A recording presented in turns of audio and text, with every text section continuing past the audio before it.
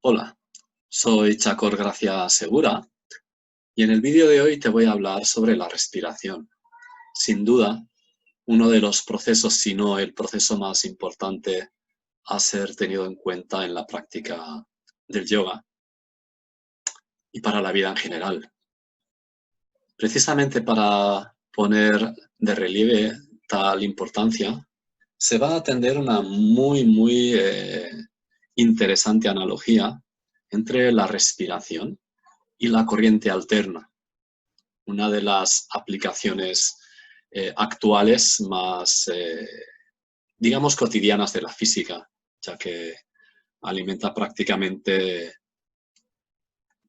todos los equipos domésticos eléctricos de nuestros hogares, industrias, empresas, etc. Eso va a ocupar la primera mitad del vídeo. En la segunda mitad vamos a ir un poco más profundo para encontrar una analogía o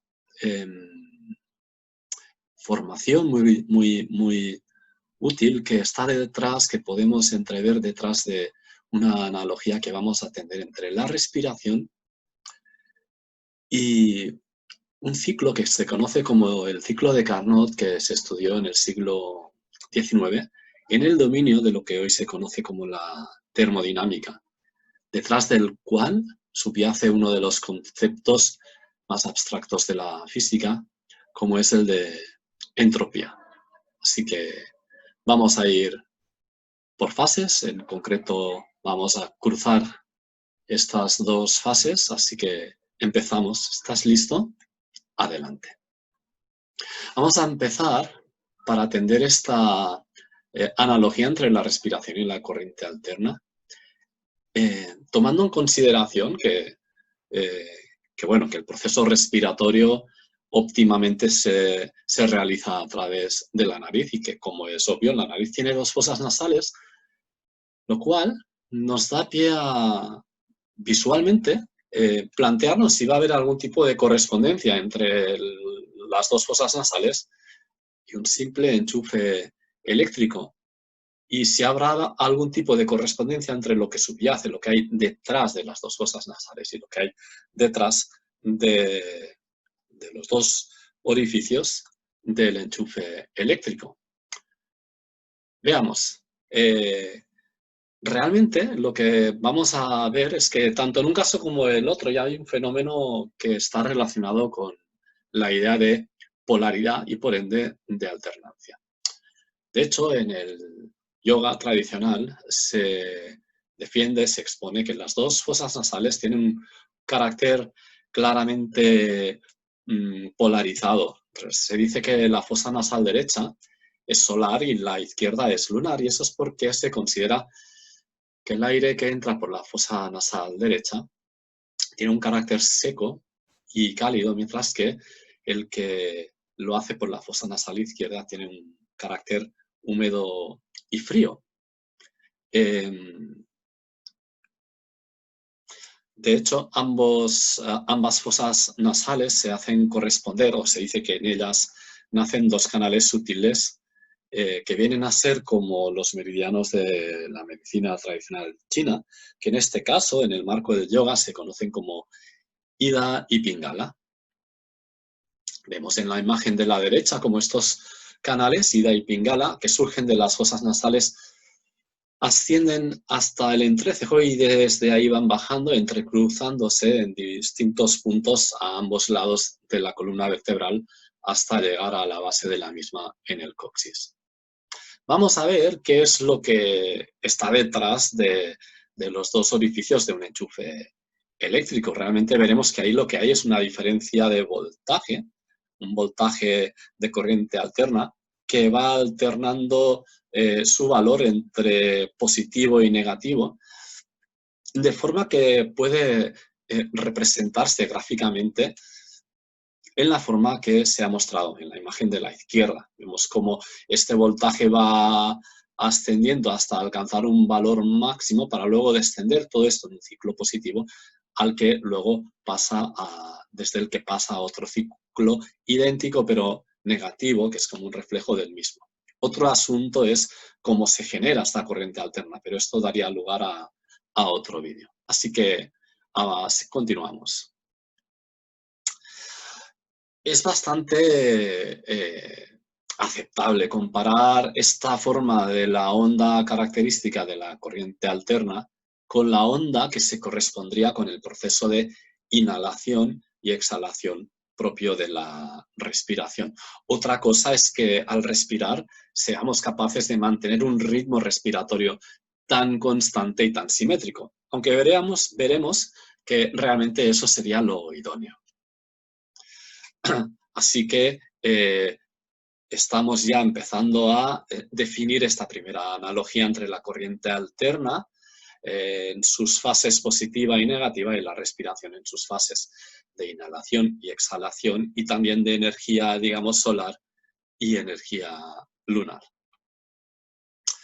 ¿Cuál es la idea? Pues bien, de la misma manera que todos los equipos electrónicos están diseñados para funcionar en el ámbito doméstico o en las empresas, en las industrias, para una determinada frecuencia y amplitud de onda, pues a todos nos resultará familiar, si más no en Europa, el voltaje de 220 voltios y la frecuencia de 50 hercios, entendamos o no más o menos en detalle lo que eso significa, que nos trae el suministro de corriente eléctrica, que es corriente alterna a nuestras casas.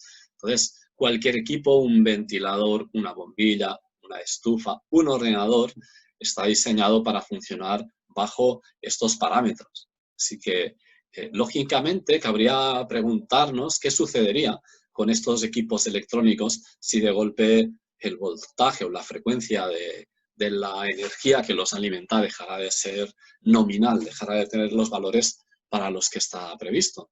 Igualmente, cabría preguntarnos qué sucedería si nuestra respiración, o qué les sucedería a nuestros órganos internos, pues son como estos equipos electrónicos, ¿verdad? A nuestro corazón, a nuestro hígado, a nuestros riñones, a nuestro cerebro, si nuestra respiración dejara de suministrar el aporte energético sutil, pránico, que nuestro organismo necesita para el óptimo funcionamiento de sus órganos.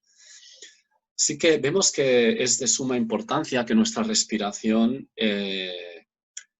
sea constante y tenga, digamos, unos parámetros que la mantengan en su máximo rendimiento. Y en este sentido es que hay que considerar tres tipos o tres rasgos de la respiración. El primero es que la respiración sea del tipo yoga completa. El segundo es que la respiración fluya de igual manera por ambas fosas nasales y veremos que eso se puede facilitar por la práctica de un tipo de respiración que se conoce como respiración alterna. Y por último, para llevar este proceso respiratorio a su máximo, verdaderamente máximo posible rendimiento, veremos que hay un tipo de respiración que incluye retenciones, que se conoce como respiración cuadrada, que es la que realmente nos llevaría a este marco de máximo aprovechamiento. Muy bien, así que vamos a empezar a comentar estos tres tipos de respiración, la respiración yoga completa, la respiración alterna y la respiración cuadrada. La respiración yoga completa es una que se produce de tal manera que facilita el llenado máximo de aire de los pulmones. Esto se produce cuando conseguimos ir llenando los pulmones de abajo hacia arriba por el efecto del músculo del diafragma y de alguna manera enlazando tres fases que se conocen como fase abdominal, en la que el abdomen se expande como si un globo estuviera hinchándose dentro de él.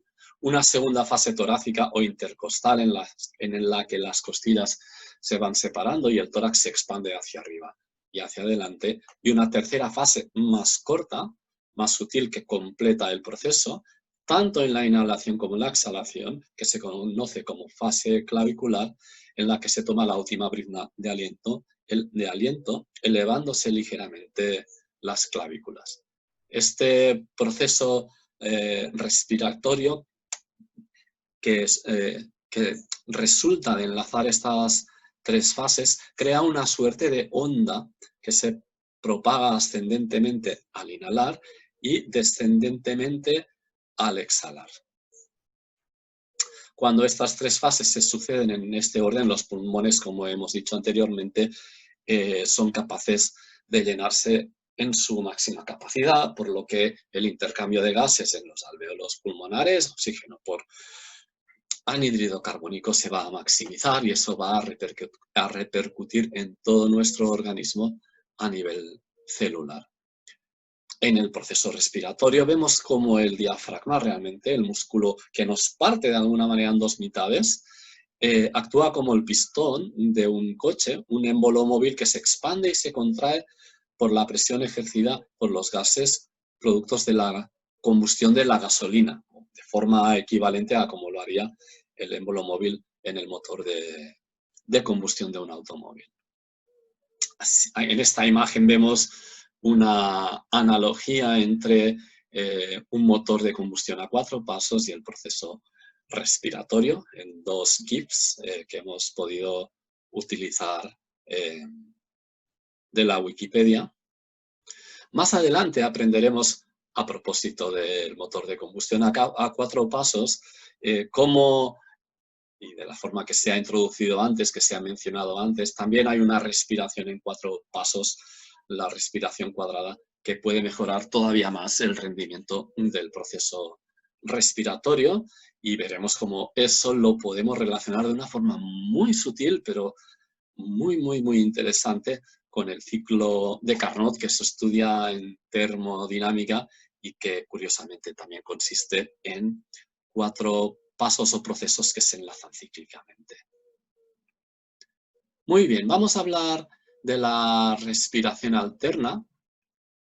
Una práctica respiratoria conocida como práctica de pranayama también, que consiste en la alternancia entre la fosa nasal por la que se inhala y por la que se exhala, y que tiene como objetivo, como propósito, de alguna forma limpiar los canales sutiles, Ida y Pingala, asociados a cada una de las dos fosas nasales, para que, digamos, a un nivel energético, el proceso respiratorio se produzca de una forma equilibrada entre la energía, digamos, solar o activa y la energía lunar o pasiva que estamos estimulando de alguna manera en nuestro cuerpo energético a través de la forma en que respiramos y lo obstruidos o desobstruidos que están estos canales.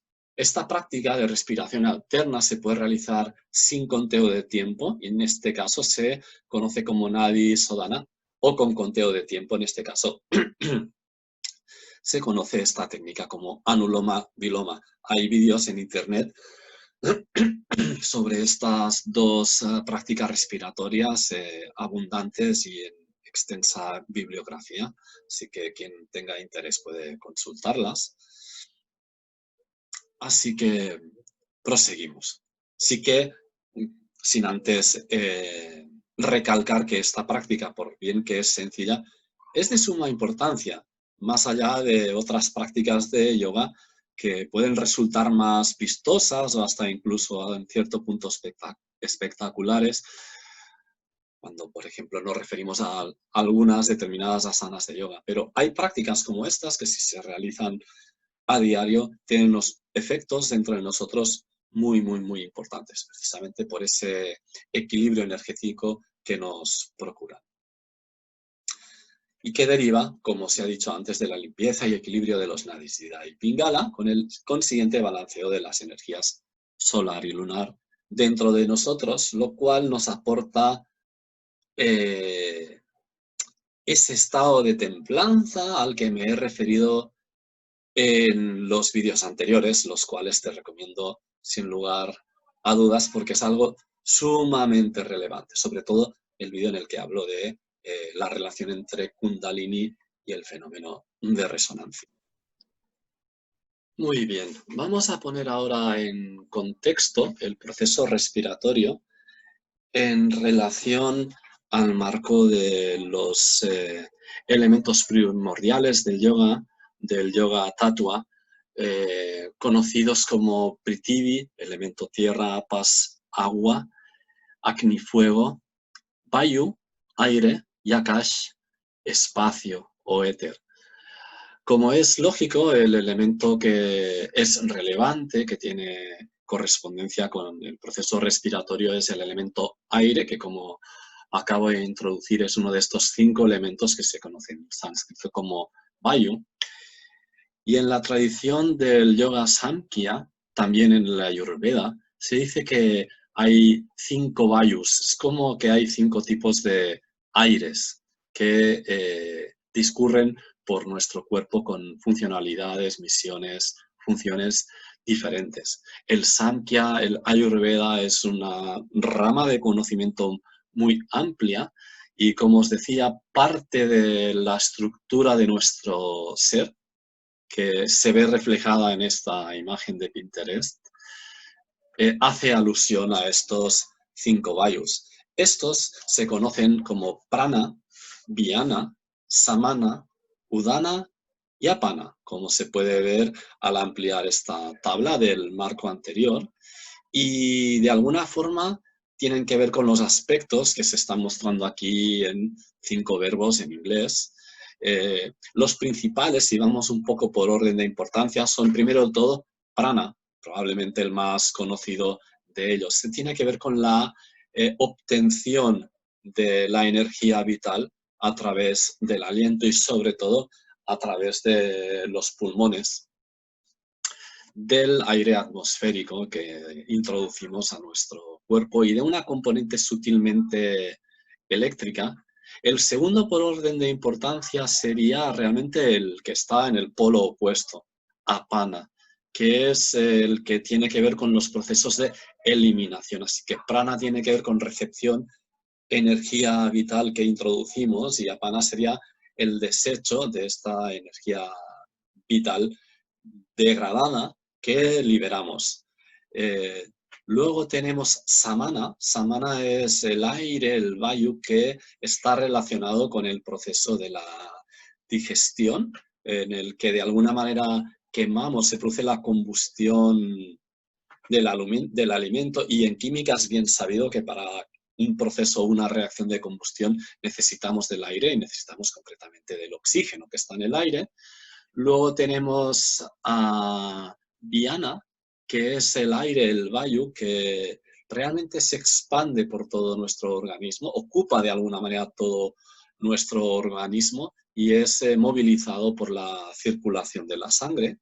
Y por último tenemos a udana vayu, que es el aire que de alguna manera está más intrínsecamente asociado a nuestro sistema nervioso y por ende nuestra mente.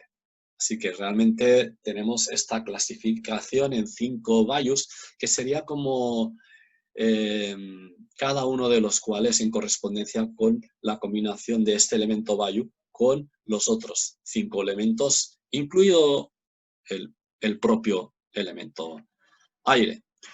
Esta interrelación entre 5 elementos, entre los que hay un proceso de nutrición y un proceso de equilibrio, lo vemos también en esta imagen muy propia de la gnosis, una imagen compleja y repleta de simbolismo que pone de manifiesto el concepto de quinta esencia, de equilibrio, de encaje entre estos 5 elementos para la elevación de la energía kundalini.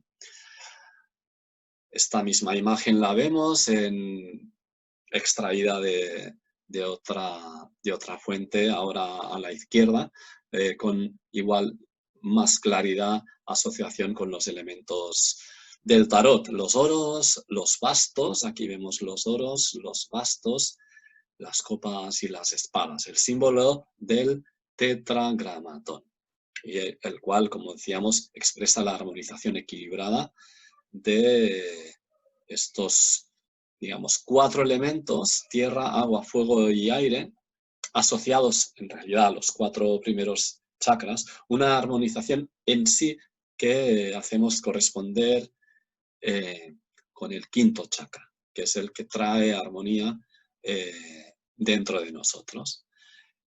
Esta interrelación y equilibrio entre 5 elementos también la encontramos desde hace miles de años en la medicina tradicional china. Dedicaremos algún otro vídeo a hablar y a extraer muy profundas y sutiles analogías entre la medicina tradicional china y el fenómeno de resonancia llevado ya a un extremo de precisión, podríamos decir. Pero por ahora, nómbrese, se ha al menos tenido en cuenta el hecho de que en medicina tradicional china, estos 5 elementos reciben nombres, algunos de ellos diferentes a los que hemos visto antes. Realmente en medicina tradicional china se habla de el elemento tierra, fuego, agua, madera y metal. Y la imagen que se está mostrando expresa la forma en la que cada uno de los elementos nutre al siguiente y es nutrido por el anterior, y también controla y condiciona de alguna manera a un tercer elemento a la vez que es controlado por un cuarto. En una forma muy visual y muy simbólica, el tipo de elementos para nada están elegidos al azar, sino que se han elegido de forma que permitan un entendimiento de estos 5 rasgos dentro de nosotros a través de el carácter más intrínseco, íntimo, asociado al elemento madera, al elemento metal, agua, etcétera, que nos permiten entender cómo se nutren y controlan mutuamente. Todo en aras de propiciar ¿el qué? Un equilibrio dentro de nosotros. Muy bien. Dicho eso, vamos a avanzar en el terreno de la segunda de las 2 grandes, importantes analogías que quería exponer en este vídeo. Mira, vamos a hablar ahora otra vez de física, o el terreno entre la física y la química que tiene que ver con la termodinámica. Y para ello vamos a empezar a hablar de un proceso que empezó a ocurrir a lo largo de finales del siglo XVII, principios del siglo XVIII, que es el desarrollo de las primeras máquinas térmicas. Mira, es conocido que Thomas Avery, un ingeniero inglés, desarrolló una de las primeras máquinas térmicas, es decir, una máquina que, estimulando su movimiento por el calor y el frío, se utilizó para aliviar un poquito el duro trabajo de la minería, usándose para intentar extraer el agua de las minas y luego los minerales que se estaban buscando en las mismas. Es curioso porque resulta que estas máquinas de alguna forma incorporaban en sí mismo los 5 elementos de la medicina tradicional china. Incorporaban el elemento madera, que es el que se quemaba para conseguir generar calor, el elemento fuego, que se obtenía al quemar la madera, el elemento agua, que se calentaba o enfriaba en contacto con el fuego o no, el elemento metal, que era el que se extraía de la mina, incrustado en el propio mineral, y el elemento tierra, que era el que había que perforar para acceder al propio metal. Aquí vemos una imagen de la máquina térmica diseñada por Thomas Avery. Y aquí vemos un esquema de cómo funcionaba la misma, utilizando 2 depósitos, uno que estaba en contacto con agua caliente, otro que estaba en contacto con agua fría, un par de válvulas para que los gases que se expandían en un sentido o el contrario, pues permitieran el movimiento del agua en sentido ascendente desde el fondo de la mina. Tampoco nos interesan los detalles, sino ir avanzando en una visión global de lo que queremos mostrar. El principio de la máquina de Avery era el de crear vacío por enfriamiento de los gases contenidos en una caldera para que este propio vacío succionara el agua de las minas. Como en todo proceso evolutivo, el progreso vino acompañado de un cambio en el diseño de la estructura. Es decir, el primer prototipo pues funcionaba más o menos, pero había que mejorar la estructura, igual que los seres humanos. Tenemos que modificar a lo largo de nuestras vidas nuestras estructuras si queremos tener un proceso evolutivo real. Muy bien, ese primer cambio en la estructura corrió por cuenta de Thomas Newcomen, otro ingeniero británico, el cual fue asesorado por el famoso científico Robert Hooke en la concepción de un nuevo prototipo en el que un cilindro tiraba de una viga hacia abajo por la acción que el vacío había creado. Aquí tenemos la imagen, pero de nuevo, realmente no nos interesan los detalles, sino ver un poco cómo el proceso de evolución de las máquinas térmicas se produjo. Seguimos. La emergencia de las máquinas térmicas y las máquinas de vapor derivadas trajo la inevitable revolución, auténtica revolución, como fue la revolución industrial. Así que en esa época resultó de gran interés optimizar el rendimiento de estas máquinas para estar a la vanguardia tecnológica a nivel mundial, lo cual llevó a una especie de competencia entre Gran Bretaña y Francia. Veamos, en Manchester, James Watt, un joven ingeniero, fue contratado para reparar máquinas térmicas basadas en el diseño de Newcomen, ya que su tiempo de vida era muy corto. ¿Por qué? Porque la continua alternancia entre un foco de agua fría y otro caliente deterioraba muy rápidamente los materiales de los que estaba formada.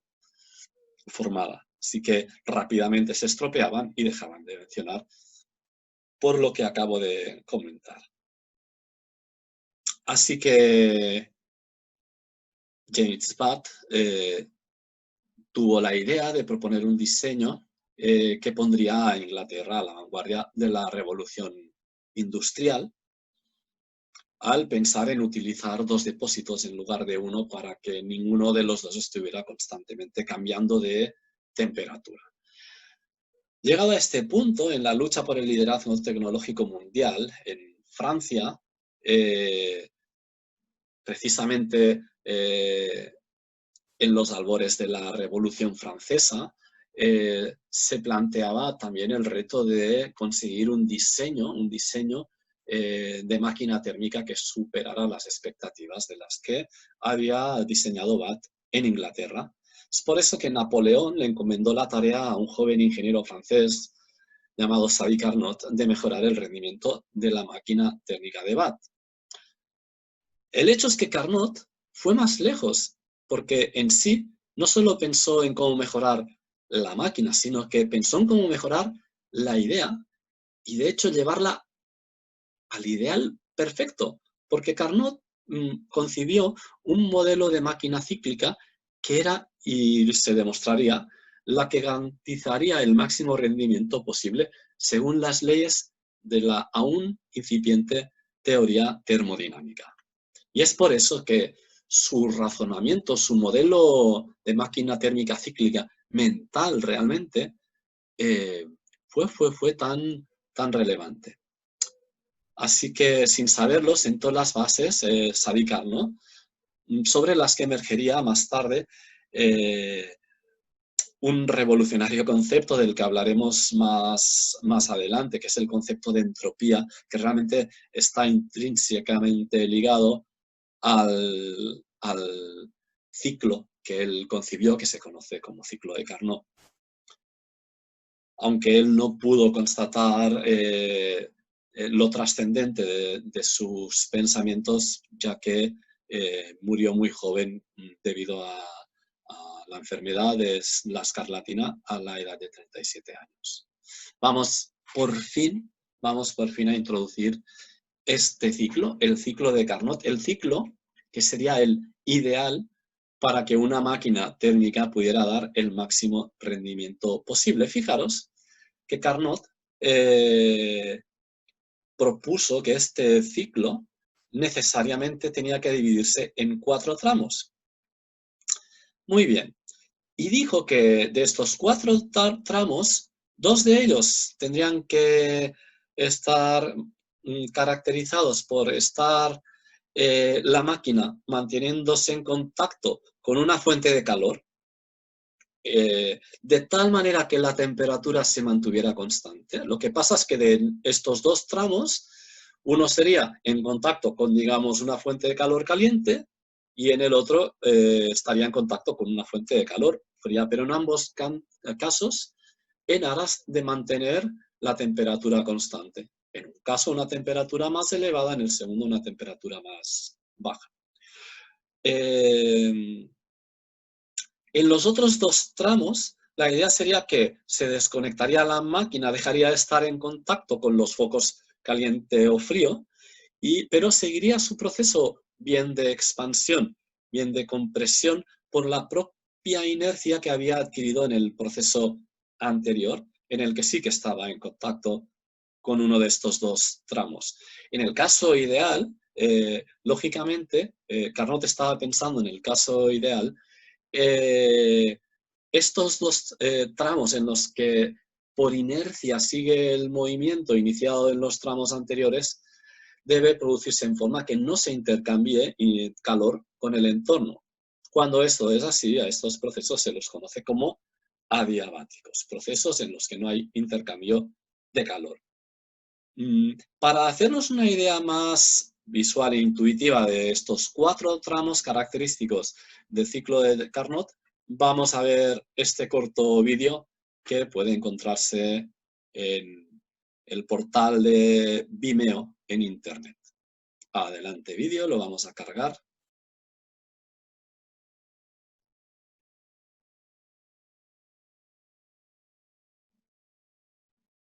Para hacernos una idea más directa del ciclo de Carnot. Vemos casi 2 minutos. Adelante vídeo.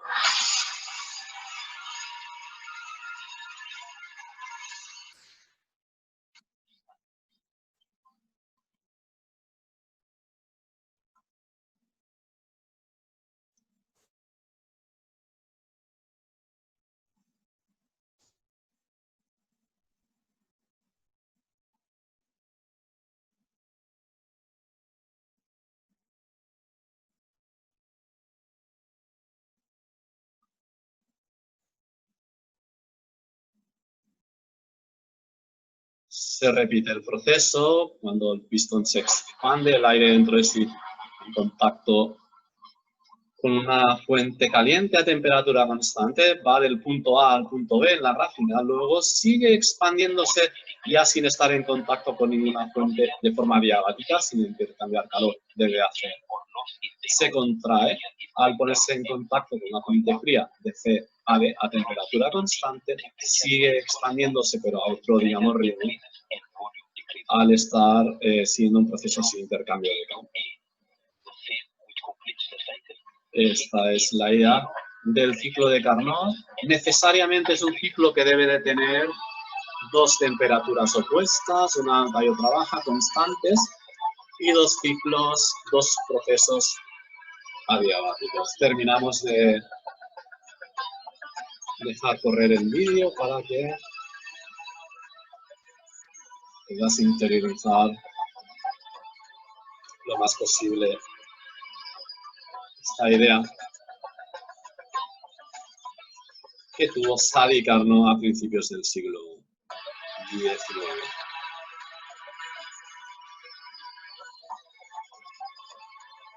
Muy bien, suficiente. De acuerdo, pues seguimos. Y seguimos viendo cómo, después de haber introducido el ciclo de Carnot, resulta muy interesante volver a la respiración, pero ahora, después de haber visto la respiración yoga completa y la respiración alterna, introducir la respiración cuadrada, que es la respiración que tiene ya en sí 4 fases, porque vais a ver que es muy fácil, es muy directo, ahora en este marco, entrever la posibilidad de tender una analogía entre las 4 fases de la respiración y los 4 tramos del ciclo de Carnot.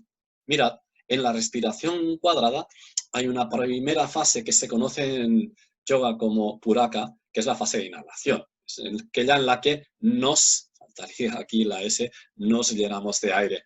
Cuando nos vamos llenando de aire, aumenta la presión en nuestros pulmones, realmente en nuestros alveolos pulmonares, que facilita el intercambio de gases, oxígeno por anhídrido carbónico. A esta fase le sucede kumbhaka, que es la retención con pulmones llenos. Eso sería lo ideal, que después de la inhalación hubiera una segunda fase de retención en el que el proceso de intercambio de gases sigue, es como en el ciclo de Carnot el tramo en el que ya quitamos el contacto con la fuente caliente, con la fuente a temperatura constante pero alta. Sin embargo, el proceso de expansión sigue. Aquí lo que sigue es el proceso de intercambio de gases, aunque ya no estamos llenando más los pulmones. La tercera fase se conoce como rechaca y es la de exhalación. Liberamos el aire con el exceso de dióxido de carbono que hemos obtenido de la sangre venosa en los alveolos. Y la cuarta fase se conoce como suníaca. Sería una fase de retención del aliento con pulmones vacíos. La idea es que cuando realmente respiramos ahí, así, es decir, una respiración yoga completa en 4 fases y en la que además los canales sutiles, Ida y Pingala, están limpios y equilibrados, entonces realmente la respiración alcanza su máximo rendimiento posible.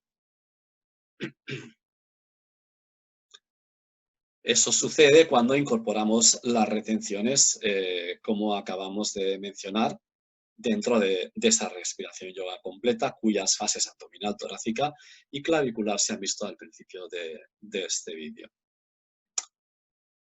¿Y qué tiene que ver todo esto con la entropía? ¿Y qué es la entropía? Realmente solo lo vamos a mencionar, medio introducir, ya que eso va a requerir de al menos otro vídeo aparte.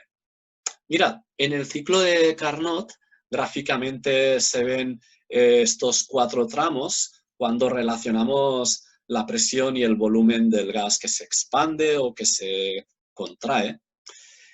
Es un proceso complejo el que pone de relieve, y de hecho no lo descubrió el propio Carnot, lo descubrieron otros científicos décadas más tarde, como fueron Clausius y Lord Kelvin. En todo el ciclo de Carnot hay una cantidad que se mantiene constante, y realmente esa cantidad es la entropía. Cuando Clausius y Kelvin descubrieron cómo definir esa cantidad que se mantenía constante en el ciclo de Carnot, vieron que tenía que ver con el calor que se intercambiaba y la temperatura, en una forma que quizás los detalles no nos interesan. Lo que sí que podemos ver es que esta magnitud, este concepto tan importante y a la vez escurridizo, al que en física y en química se le asocia la letra S mayúscula, como decía, en estos tramos isotermos se mantiene constante, fijad. Luego pasa a otro valor y en el tramo isotermo de vuelta, el frío, digamos, sigue manteniéndose constante. De manera que el ciclo de Carnot es susceptible de ser estudiado desde la relación entre la presión y el volumen, pero también desde el punto de vista de la relación entre la entropía y la temperatura, en forma tal que al final la variación de entropía en este ciclo es cero, se vuelve al punto de partida sin consumo de entropía. Lo que sucede es que luego se comprobaría de que esto solo es estrictamente cierto en las máquinas ideales de Carnot. En las máquinas reales, y eso es complejo de argumentar, solo lo mencionamos, en las máquinas reales, en las que se pierde inevitablemente en los procesos energía en forma de calor, lo que se ve es que inevitablemente la entropía al final de cada ciclo es algo que aumenta la entropía. ¿Pero qué es la entropía? Es algo que se verá, como decía en otras charlas, o uno puede investigar por su cuenta, un concepto que realmente tiene que ver con el desorden de la materia, el desorden a nivel microscópico, en este caso las partículas del gas que se están expandiendo o comprimiendo. Es decir, que hay una asociación directa entre entropía y desorden que de momento solo mencionamos y aún no intentamos mostrar el porqué. Muy bien, seguimos. Como decía, la entropía tiene mucho que ver con el desorden. Cuando aumenta la entropía quiere decir que algo se desordena más. Cuando disminuye la entropía quiere decir que algo se ordena. Lo cual en realidad es algo que sucede, digamos, de una forma poco frecuente, no es espontánea, salvo que haya una conciencia que esté facilitando que esto suceda. De alguna manera, en el mundo real, la entropía es algo que podríamos relacionar con la naturaleza más inconsciente. La entropía genera desorden. La mente inconsciente genera desorden. Es la inercia de las cosas a desordenarse. Pero la conciencia es lo que puede contrapesar esa tendencia y poner orden en medio del caos, del desorden, darle sentido a lo que no tendría de otra forma utilidad. Precisamente, la entropía se relaciona con una ley muy conocida, la segunda ley de la termodinámica, que lo que expone es que la entropía del universo siempre está aumentando. Y consideramos la entropía del universo porque es el único sistema que realmente podemos decir que no puede intercambiar nada más con el exterior, porque no hay tal exterior, es el propio universo que lo contiene todo. Y eso tiene consecuencias filosóficas muy importantes, como son la muerte térmica del universo, pero como decía, todo eso sería para otro vídeo. Así que, de alguna manera, vemos que detrás del ciclo de Carnot está este concepto de entropía. O dicho de otra manera, el concepto de entropía se acuña como consecuencia de analizar el ciclo de Carnot décadas más tarde a que fuera concebido por el propio Sadi Carnot. Y aún pasaría mucho más tiempo hasta que se encontraría la interpretación del mismo, la cual he adelantado un poquito y la cual podemos decir que dentro de un ser humano de alguna forma se conjuga con el concepto de consciencia, entropía y consciencia. Hay ahí una dualidad. De alguna manera, en el mundo real la entropía se contrarresta, se contrapesa con la naturaleza consciente. Recordemos que en el ciclo de Carnot realmente la entropía se mantiene constante, pero este es un ciclo ideal.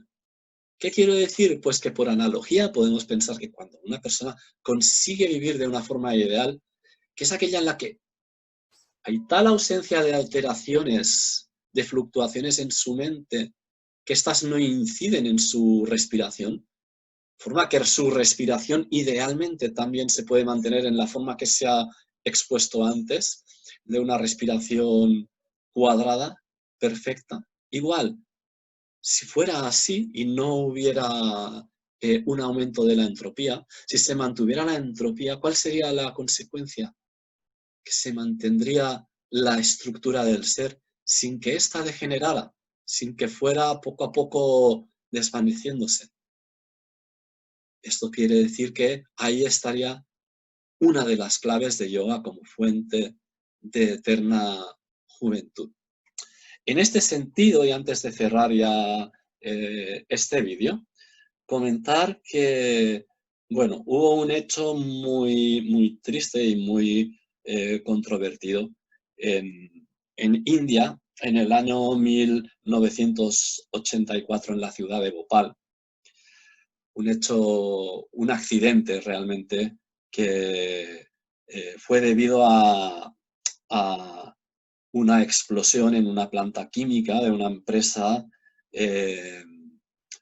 digamos, fabricación de fertilizantes que se estableció en esa ciudad, que produjo una onda, como una nube de gases tóxicos, que se expandió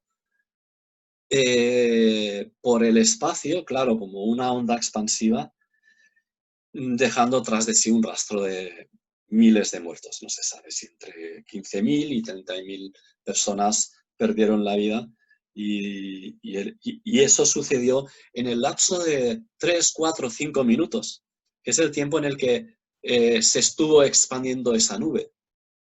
Toda aquella gente que respiró los gases tóxicos de la nube que se expandió tras la explosión perdieron la vida. Y esto está descrito en un libro muy famoso de Dominique Lapierre y Javier Moro, que se titula Era medianoche en Bhopal. Podéis encontrarlo a sencilla búsqueda por internet. Un libro que leí hace ya bastantes años, del que al preparar este vídeo recordé una anécdota dentro de toda la oscuridad que envolvió a este accidente. Y es que hubo una persona, un yogi, un gran yogi, un santón, que aún y estando en el espacio por el que se expandió esa nube tóxica, se mantuvo vivo. Fue la única persona que, habiendo estado expuesta a esta nube tóxica, se mantuvo con vida. ¿Y sabéis cuál fue la razón? Pues que este santón yogi estaba realizando la práctica de la respiración cuadrada con un dominio, con unas fases muy extendidas, de tal manera que a lo mejor respiraba un ciclo completo de respiración, le ocupaba unos 4 o 5 minutos. Quizás el dato no sea exacto, quizás sea otro, pero la idea es que coincidió que pasó por donde él estaba la nube tóxica, mientras él estaba o bien en fase de retención, en pulmones llenos o vacíos, o bien en fase de exhalación, con lo cual este santo, en ningún momento inhaló los gases de la nube tóxica y realmente no se apercibió de lo que había sucedido pues hasta que pues, se haría de día, porque esto sucedió a medianoche. Precisamente el libro del que os he hablado se titula Era medianoche en Bhopal. Pues hasta que se hizo de día y vio pues lo que había sucedido. Así que de alguna manera detrás de la respiración completa en 4 fases, pues pueden producirse hechos casi inexplicables como esta historia que os acabo de narrar. Como siempre, os remito a mi blog por si queréis consultar otros contenidos relacionados con mi libro, La nueva ciencia de la analogía, el esperado puente entre la física y el yoga. Y como suelo hacer también, voy a dejar unos segundos las páginas en las que muestro los enlaces que se han utilizado, los enlaces a las imágenes que se han utilizado en este vídeo.